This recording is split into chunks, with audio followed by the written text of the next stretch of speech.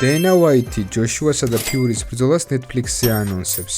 5 წლის ბოლოს გაიმართება. სასწორზე არანაირი ტიტული არ დევს, არამედ დიდი ფული და სანახაობა. ჯონ ჯონსმა საიდუმლო გაგვიმხილა. მას თეძოზე მძიმე ართრიტი აქვს. ყველა დროის საუკეთესო ამბობს, რომ მუდმივი ტკივილები აწუხებს, თუმცა უნდა რომ შვილისთვის ჯანმრთელი დარჩეს. ამიტომაც თქვა უარი კორმიესთან ჭიდაობაზე.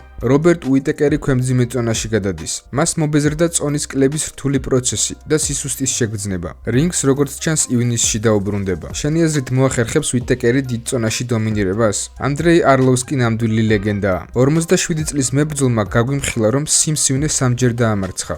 ის ამბობს, რომ დანებებაზე არც კი უფიქრია და სულ რამდენიმე დღეში იგი Bare Knuckle Fighting Championship-ის ტიტულისთვის იბრძოლებს. ტაიტო იუასას მობეზრდა მოჭიდავეებთან წაგება. მან დახმარებისთვის ხამზად ჩიმაევს მიმართა. ძმაო, მასწავლე რამე, დამღალა ამ ჩახუტებებმა. როგორ ფიქრობ, უშველის ტუიუასას გაკვეთილები? გამოიწერე არხი.